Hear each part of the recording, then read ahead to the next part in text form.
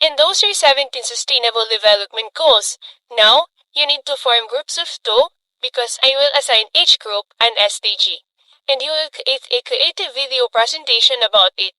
Now let's start with Miss Abbas. Miss Abbas, the SDG assigned to our group is SDG 10, which is Reduced Inequalities. Nice. Reduce inequalities. Kayang-kaya ito ipaliwanag. Kaya na to ni Darlene. And for you, Mr. Avalia, your SDG is number 4. Next is... Now that you have your assigned topics, do your best to present a creative video.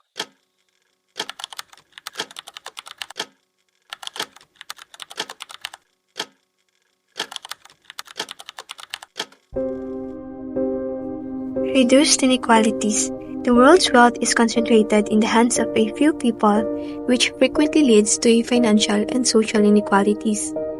Equality and prosperity must be provided to all people, regardless of gender, color, religious views, or economic standing for nations to thrive.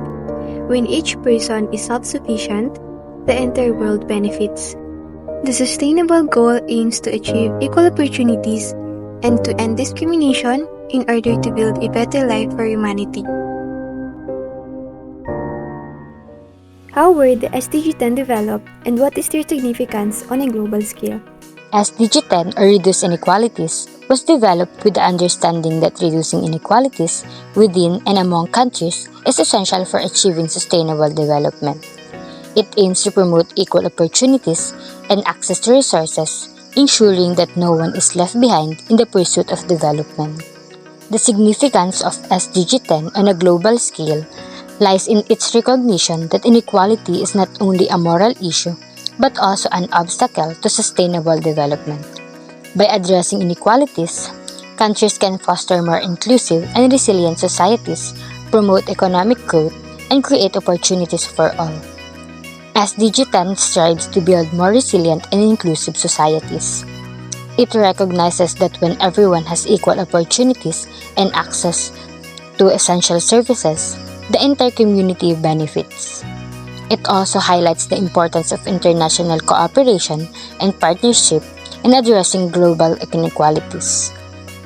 It encourages countries to work together to share resources, knowledge, and best practices to reduce inequalities within their borders and globally. This collaboration is crucial for achieving the broader objectives of the 2030 Agenda for Sustainable Development.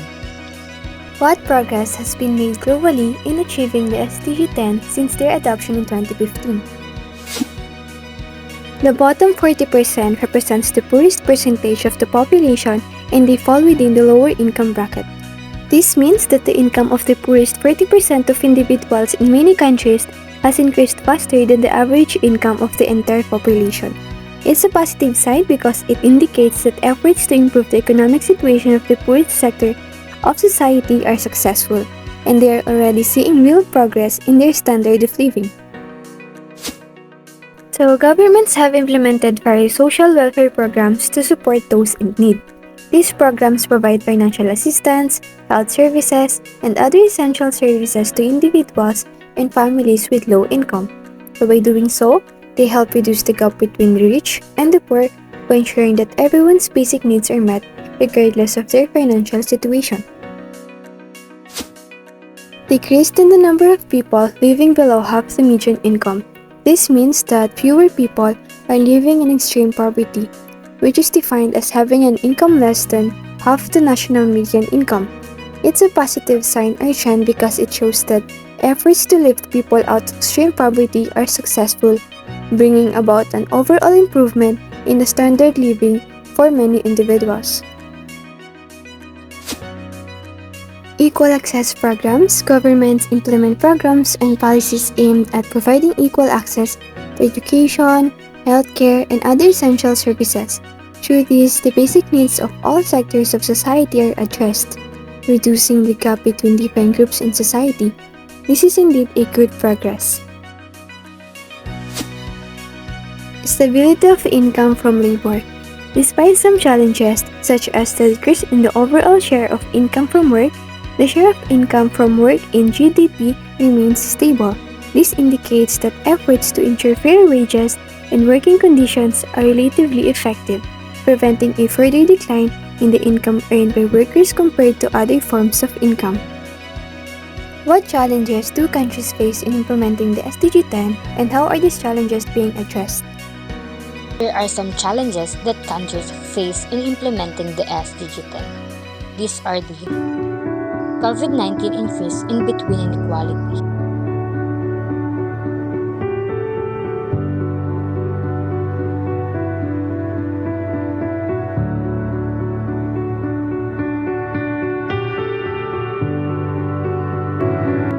deaths along migratory routes,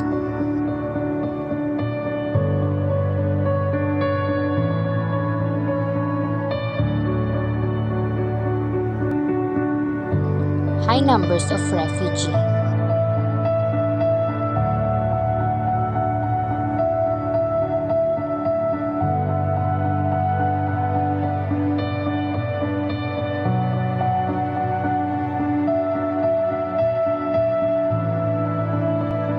discrimination in women and persons with disability.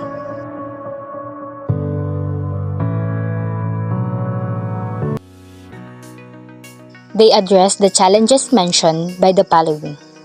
Equitable resource distribution. Resources are distributed fairly among different groups and regions. Achieved through progressive taxation systems, targeted social spending, and transparent allocation of public resources. Investing in educational and skills development. Providing equal access to quality education and skill development opportunities. People can improve their chances of securing better jobs and higher incomes. Implementing social protection measures. Social protection systems such as Social Security, unemployment benefits, and health insurance can help protect vulnerable populations from economic shocks and ensure a basic standard of living. Combating discrimination. Promoting policies and initiatives that combat discrimination and promote equal opportunities, societies can work towards a more equitable future. And lastly, fostering international cooperation for fair trade and financial systems. Promoting fair trade practices and international cooperation, countries can work together to create a more level playing field for trade and investment.